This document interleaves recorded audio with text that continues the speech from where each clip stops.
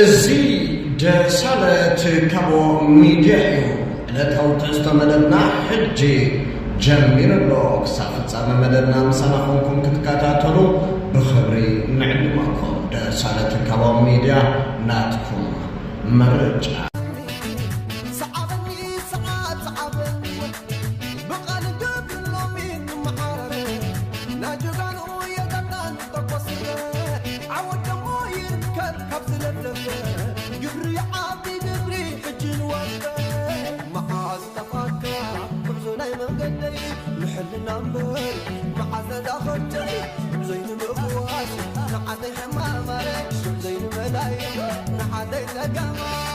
صعب صعب صعبني صعب صعب صعبني كلاي صعب كبراتن دسالت كبو ميديا ناتكم رجع شير لايك سبسكرايب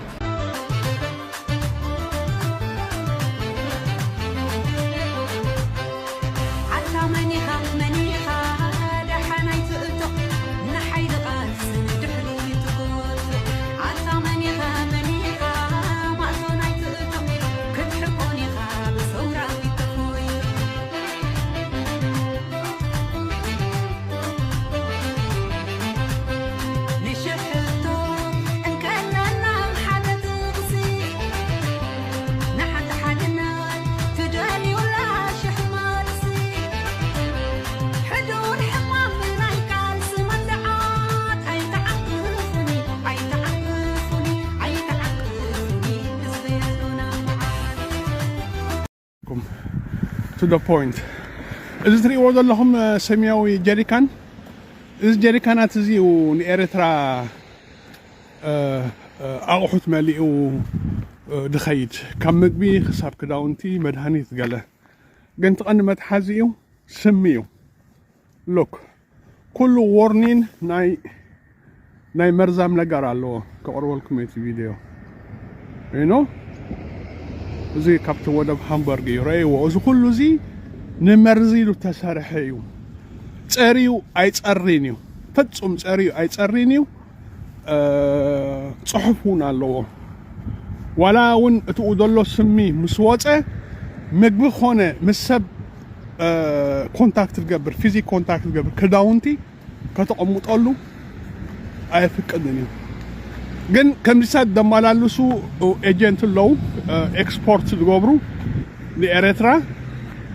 إذا بلعوا بزد ما تأمل بلعي هزمنا بكانسر دل حسد الله ريوه تجي كسب كنا مرزام بهان ريوه ستريكت بقى بحث أورن بكاميران دتعات أوي وزي خباب زد الله هو مالتي بدخانة هزمنا نورمال حريصه بلع دقبو عسى قفيفه بلع دقبو كاب أوروبانيو خب ما كلاي مبرا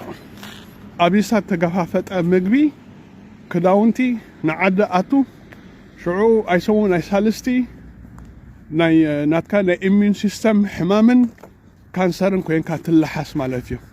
قرع ودي الري شعبيا كمزي إكسبورت إمبورت تجبريو لك أبقعك أمريكا لقط سدتنيات هذا لو زمناو ماشينات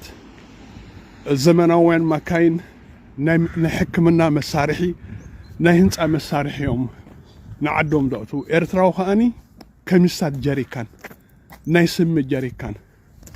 ريو حساب كندي حدا غنيا بمخاني حجي العملات تبتو دولو اوريدي او صيمو طراي دولو جريكاناتيو ابتو دولو تريو دولهم ግን ናውን ክትቀርቡ ናይ ፍቀደካኒዩ ነዚ ሃንድል ዝገብሩ ከምስነ ስርዓት ተሸፊኖም ከይሶም ፍስዎ ከይሕዝዎ ናይ ቆርበት ሕማም ከይምፃሎም ገለ በቃ ትድላዕ አለ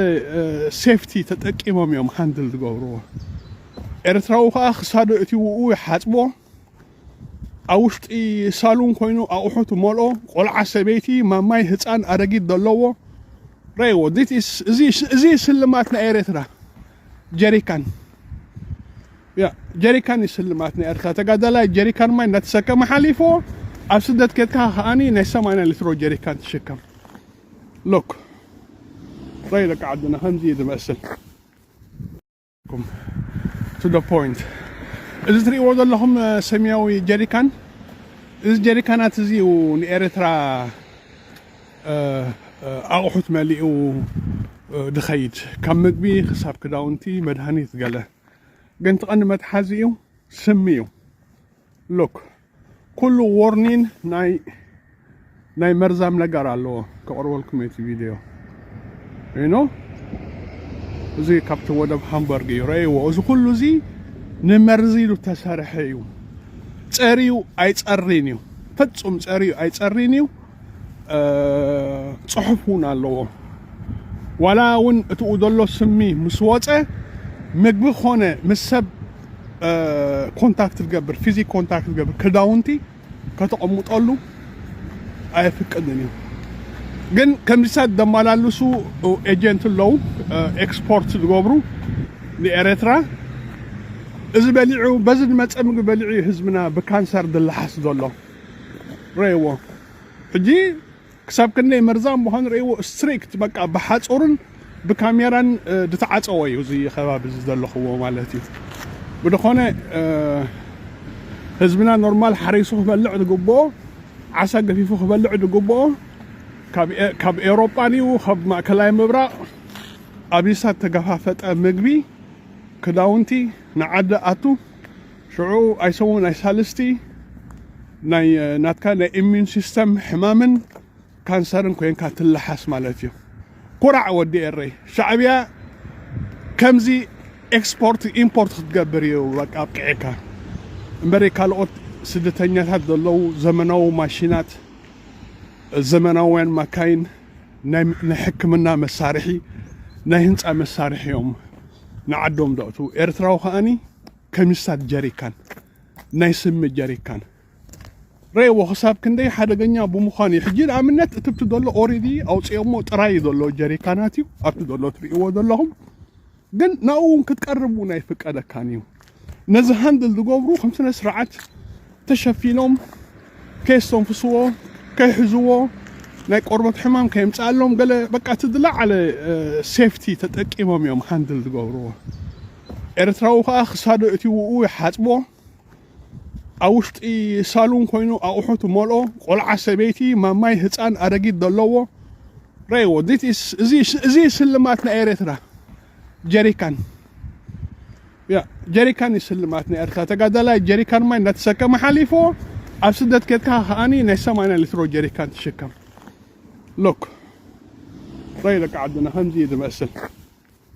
نحن كنا زهزبي مبصحاتنا لكوينا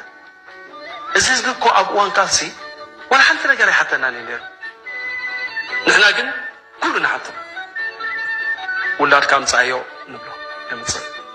مرعات كابن دو صايا إلنا يوم أو سيوا مرعات وصا كبوري محبرات سبنا مرعو كبوري محبرات سبكن حراي جنزب أمص حراي جمال أمص حراي أدقمص حراي سمتا يخمو إلنا أمينونا كنسوا عرينا كنسنكر رينا بيجاي مزحف زلوا أتوم زترفوا صباح نزعد رزق فتصموا يميلنا جمال يا بيلو أي بلدنا السوينيرو مسالحيتو بغلي يا بيلا عرق يا بيلا أي بلدنا السوينيرو مسالح تبرعات تبهيلو زوت صدنا بري قال لي لا يكون ما عزكم اللي صار بحسب سنة بري لا ناتنا ناتنا ደስ ይለኛልና ጆሲ እንኳን ደህና መጣህ የኔ ልጅ ወዳለሁ ከዛ ቀጥሎ ለውድ ልጆቼ አርቲስት የኤርትራ አርቲስቶች በጣም ነው የምወዳችሁ በጣም ነው ማከብራችሁ በዚህ አጋጣሚ እዚህ ያበቃን እግዚአብሔር ደግሞ ማመስገን ወዳለሁና ክብር ምስጋና ለእግዚአብሔር ይሁንለት ባለኝ አቅም በአማርኛ ለመናገር ደስ ስለሚለኝ በቃ እናገራለሁ ምንም አልፈራምና እሄዳለሁ እና ያለንበት ቦታ ደግሞ ሀኳሲ ስለሚባል የሰራተኞች ማህበር ሬስቶራንት እና ባር ነው በጣም ቆንጆ ቤት ነውና ለዚህ ደግሞ ስንነግራቸው እሺ ብለው ሁሉም ነገር አዘጋጅተው የጠሩን ምስጋና ልናቀርብ እንወዳለን ደስ ይለን እኔ አርቲስት ሻሹ ተክሌ ባላለሁ እና ምሰራው ደግሞ ተዋኒ ነኝ ይህንን ሰላም ስለመጣ በጣም ደስ የሚለኝ ነገር ካለ እኔ ያደኩበትን ሁሉ የፖለቲካ ዘርፍ ነው ለማለት እደፍራለሁ። የተጸነስኩበትን ፖለቲካ ነው፣ የተወለድኩበትን ፖለቲካ ነው፣ ያደኩበትም ጦርነትና ፖለቲካ ነውና እሱን አብቅቶ ሲባል የመጀመሪያ ጊዜ ደስ የሚለኝ ለኔና ለኔ የመሰሉ ጓደኞቼ እንደሆነ እንትን የሚለው ሰው የሚረሳው ሰው የለም። ምክንያቱ እድሜያችን የጨረሰ ነው። የሞታ አጋማሽ ያለቅ የጨረስን ሰዎች ስለሆነ የሞታ አጋማሽ ቀላል እድሜ አይደለም እና አሁን ባለንበት ጊዜ ደስ ያለኝ ደግሞ አብረን ለመስራት አብረን ለመኖር ሰላምን ያን የጨለማ ደመናት ጠፍቶ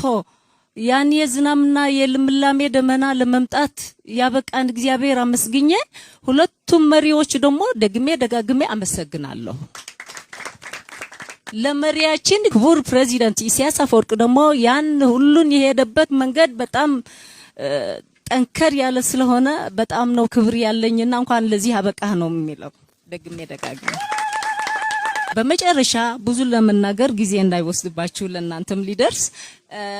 አዲስ አበባ ያሉ ዘመዶቼ፣ የቅርብ ዘመዶቼ፣ የስጋና የደም ዘመዶቼ፣ የአክስቴ ልጆች ያው አክስቴ ዛይድ ካሳይ ግን አብዝና ህዝብና ሓደ ነገር ዘሎ ሕጂውን ክብሎ ዝደልስኒ ደጊመ ህዝብና ከም ህዝብ ዓለም ዝዓለም ከም ትምልኮ ህዝብ ምዃኑ ከም ህዝብ ተረዲዩ እምቢታ ክሳብ ዘይስማዕ ግዜ አንጻር ወጽሉ ተቢዑ ክሳብ ደው ዘይበለ ግዜ ስቅያቱ መከሩኡ ቀባርነቱ ሞቱ አይቋርጽ ደው አይብኒ ደው ከብሎ ዝኽእል ነገር ኣብ ሕጂ ጥራይ ኣይኮነን ተጀሚርኩ ለዳሓፍተይ ምሕጁን እንዲያ ሸሓት መንእሰያት ካብ ራእታቶም ካብ ላማ በዓል ተሽንሽን ኩራት እንደይ ተቆፂሩ ዘይውዳእ መንእሰያት ኣብ ቤት ትምህርታቶም ተመንጢሎም ክሳብ በዓል ዓሰብ ክሌማ ፍቅዶ ውትድርና ኣብዘይ እድሜዮም ሞ ኣብዘይ ሞቶም ካብ ቤት ትምህርቶም ካብ ትምህርቶም ዳቶም እንጠሎ ኸይዶም ህዝብና ግን ኣብ ክንዲ እምቢታ ደስምዕ ሽዑውን ንደቁ ቆረንሾ ዘሎ ቆረንሾ ቋፂሩ ትሕኒ ዘሎ ትሕኒ ቋፂሩ ንደቁ ኣሚን ይብል ይፋን ሕጂ ድማኒ ውፅኢት ናቱ ናይ ውፅኢት ናይቲ ዝነበር ድማኒ ህፃውንቲ ኩሉ ኣብዚ ምልኮቶም ህፃውንቲ 18 17 ደቂ 16 እዮም እዞም ኣብዚ ማስ ሜዳ ክንሪኦም ዝቐነን ነዚ ክትሪኡ ዶ ትፍጠር ኢኻ ትብል ናይ ባሓቂ ዳሓፍቲ ነዚ ክትሪ ዕድመ ትረክብ ዲኻ ወይ ነዚ ክትሪ ትፍጠር ዲኻ ኢኻ ትብል ከም ሰብ እንድሕር ነብስኻ ትፈልጣ እኳ እዚ ዓለም እንድሕር ትምልከተኒ እያ ትምልከካ ማለት እዩ ኮይኑ ግን እቲ ስርዓት ነቲ ህዝቢ ከርብሕ ነቲ ሃገር ከርብሕ ኢልዋ ተፈጠረን እቲ ናቱ ሕልሚ ተሃፀያውነት ስለዝኾነ ናይ ሽዋውያን ኣተሓሳስባ ስለዝኾነ አንጻር ህዝብናን አንጻር ሃገርናን ዘይመለይ ለዓጢኡ ለይትን መዓልትን ደም ህዝብና ሰቲ ምስጋብ ድስኣነ አራዊት አይገርመናን እምበር ንጽበዮ ኻባኹም እንተዘይ አንቂዕኩም ተሐሙስ ሰይጣን ፈጣሪኹም አይገርመናን እዚ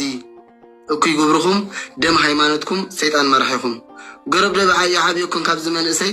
ናብትን ኢለን ተኽኢለ ርእሰይ ስድራይ እንተጠወርኩም ምስ ንእሽቲ ኣሕዋተይ እንፀይቲ ፈሓም ገረብ ውፅኢት መሬተይ ንሱ ክጥቀም እዮም ሓሊፎም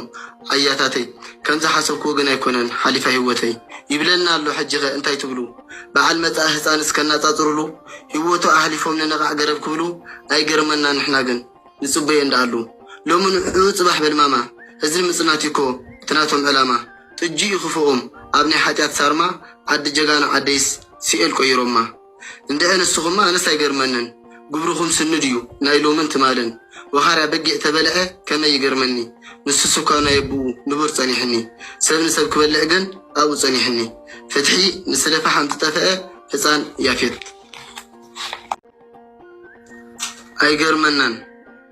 ኣይገርመናን እምበር ንፅበዮ ኻባኹም እንተዘይ አንቂዕኩም ተሐሙስ ሰይጣን ፈጣሪኹም ኣይገርመናን እዚ እኩይ ግብርኹም ደም ሃይማኖትኩም ሰይጣን መርሒኹም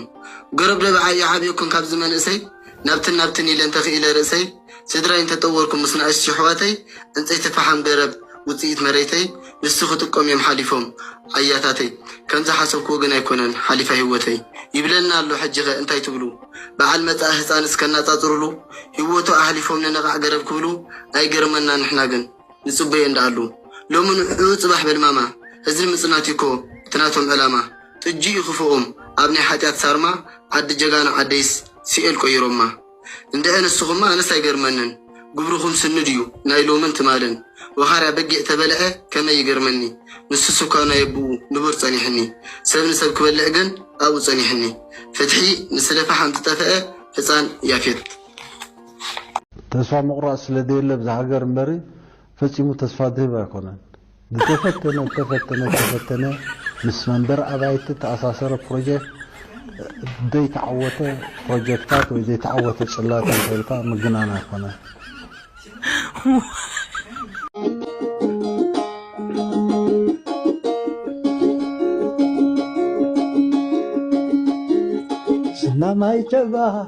ስናማይ ጨባ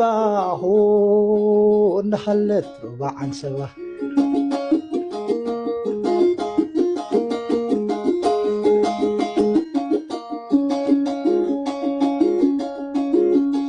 ዛላምበሳ ክመላለሳ ሆ እንዳሓለት ሩባዓን ሰባ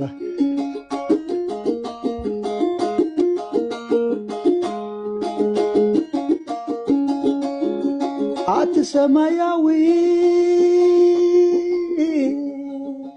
ኣብ ደገ ሓዲርኪ ኸም ኣራዊ ዝወዲ ጎራሕ ኣብ ስደት ደርቢና ብሰላሕ መላሕ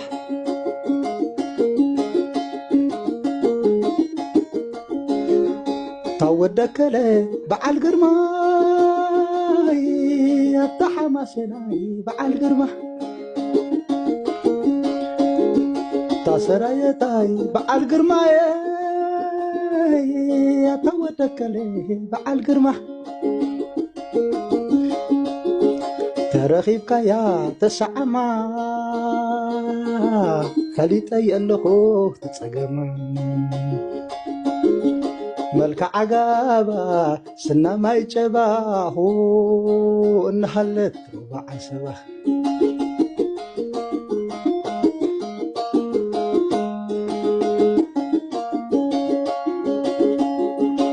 ዛላምበሳ ክመላለሳሁ እናሃለት ንእሳያ ንሳ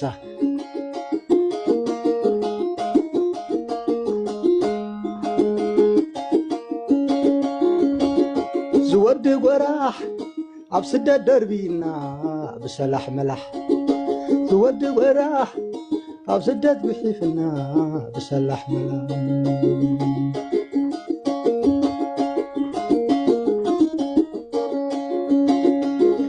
ታወደከለ በዓል ግርማይ ኣታሓማሰናይ በዓል ጋማ ታሰራየታይ በዓል ግርማይ ኣታወድዓሰ በዓል ግርማ